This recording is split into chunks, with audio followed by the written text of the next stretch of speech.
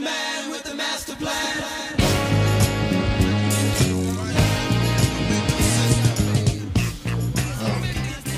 Today, I want to talk about this post that I have on my blog, the Chrononaut.com. It's a continuous post called I Remember, and what it is basically my way of reopening old wounds in terms of conspiracies or strange things that happen that the media covers for a very, very limited amount of time, and then all of a sudden, once they stop covering it, we just don't remember it. They push it so far back in our memories, no matter how big the ordeal was. They're very quick to dismiss this shit.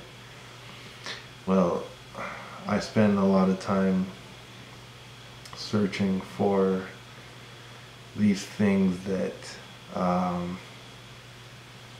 that aren't just, out of the ordinary or, conspiracy ridden. It's also a feeling that I get when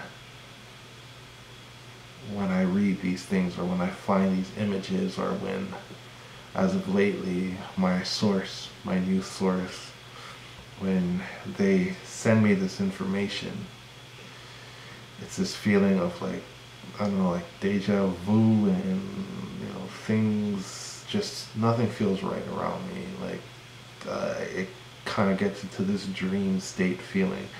It's not like that with every crazy thing that I read in the media. It's just certain things, and when I find these things, I report on them. And I guess that's why I'm not someone who reports, or posts, I should say, every day, because I'm not a reporter and I don't do everyday news either. So this post that I have called I Remember, I've covered things like corrupted TV evangelists that were exposed and are now back on television collecting money from blind followers. I've done a post on the Challenger, the shuttle that exploded in front of millions of viewers, and not just viewers, exploded in front of children because there was a teacher on board that shuttle. There was something very heavy behind that, to give us all this trauma-based memory, which I'll get into in another video. One of my latest posts about the mysterious death of Bill Cosby's son, Ennis Cosby, that one was something that we all seem to have forgotten. A lot of people didn't know that Bill Cosby's son was murdered, and they weren't familiar with how it happened either. And I'm glad that I was able to put that message out there, because a few weeks later I saw the Inquirer also had an article about it, which is, coincidence, call it a coincidence. I know they saw my article. Well, today, what I'm thinking of, something that I came across, a friend of mine said a name to me that pinged in my head, and I got that deja vu feeling again. When it hits hard. It hits hard. And the name they mentioned was Rothschild. Yes, Rothschild. Now, I have some notes here. I'm not ever going to sit here and pretend like I know everything and I'll talk off the top of my head. Some things I know based on the stuff that I've been studying really hard, but this was just today that this name hit me, and I decided to look up some facts. You may or may not know this, but the Rothschilds are part of the 13 Illuminati bloodlines, and I'd say I would call it the corrupted Illuminati, just because the original Bavarian Illuminati that was started by Adam Weishaupt in 1776, Weishaupt, he sought to break down the structures of society, the prison, the mental imprisonment of religion, and sought to perfect human nature. After they were disbanded, and different factions formed all over the world where they had to run and hide, different philosophies were adopted, and things became more malevolent, and delving into things of the nature of the occult and black magic and certain things like that. And that's where that's the Illuminati we have now.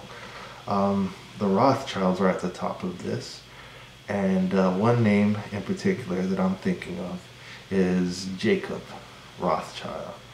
And we seem to forget that when that Malaysian flight disappeared,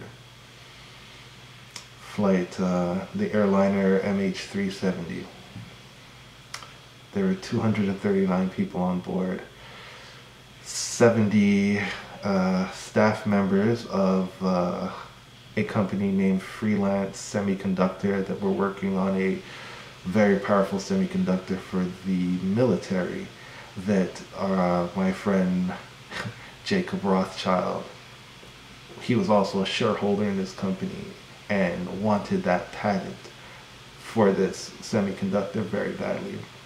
There were 4 other shareholders that were on that plane and disappeared, and all the engineers that were responsible for the creation of this thing and knew this thing inside out, the semiconductor, they were on that plane too. So the only remaining shareholder was Rothschild, who gained rights over the patent 4 days after the plane went missing. My reason for bringing this up is I'm wondering, now that he has this, what happened to that semiconductor? What does it do now? If it was a military device for radar, cloaking, and other defense weapons, probably weapons of mass destruction, who knows what this kind of energy that this semiconductor creates, who knows what it's capable of doing? And why did he want it so bad that he was willing to risk 239 lives to obtain it? Because it's been very quiet since this happened. Just because it's quiet does not mean that he's not still building his plan, not getting ready to unleash this thing on us. Like, this also, I think, would connect, because of the awesome energy of this semiconductor. I think it would connect with this idea that World War III is going to be alien versus human. Yes, I sound crazy, but we'll get into that later, because I have some posts on the chrononautreport.com that not just posts, but pictures, evidence that I've experienced myself with extraterrestrial life. And I think, though, that this war is going to be man-made, but disguised as aliens. Just an excuse for World War III. And when it happens, it's going to be unlike anything we've ever seen in history, because of the type of weapons and technology that the Illuminati has right now in their possession. And it all started with Roswell. I highly advise everyone watch the new X-Files series. They're on to something really big here. One quick thing. The name Jacob Rothschild reminds me of another Jacob. Jacob from Lost, who brought chosen ones to an island, a mysterious island that no one else in the world could find, because he felt they had a purpose. Well, we have Jacob Rothschild now, who was willing to fake a plane crash in order to get these people somewhere to do what he needs to do, which, if you have all the engineers on an island, then he's building it. He has them working for him, because they're the only people that can do it. He couldn't take the patent and then get new engineers to work. They had to be those people, and the only way they would have agreed to it was against their will. I think they killed all the other passengers and kept whoever they needed to keep alive. There was a lot of crates of a miracle fruit called mangosteen. And please research the crates of fruit, the mangosteen, that were also on board this plane. If they needed proper nourishment for their hostages, this would have been something great to give them. It would have kept them alive and strong, and it also increased mental health, and that's what they would have needed more than anything. If you have a bunch of engineers doing slave work for you, working against their will and trying to create this thing or enhance it, or the shit's really out of my league. I don't know what the fuck it is they're trying to do, but these things don't make sense. There's also another theory that there were bombs planted inside those crates, but that would have meant that they would have detonated the plane and then all those engineers would have been dead. I don't think that's what happened.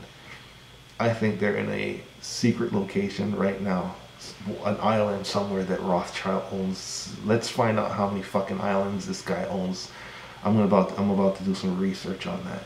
Let's find out what he owns.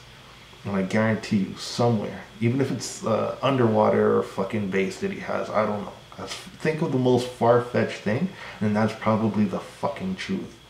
And they're probably there working. There was a text message that went out days after that plane went missing, or a phone was still active. How would that be possible if a plane crashed? Doesn't make any sense. I just want us to remember this, because when the shit hits the fan,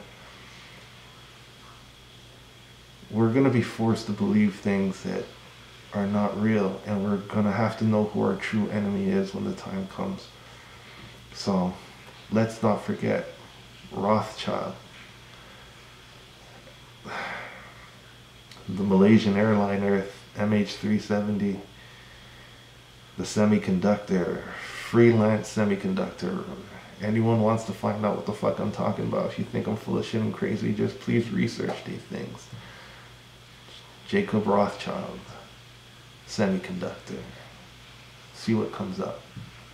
Come to your own conclusion. Who is the man with the master plan?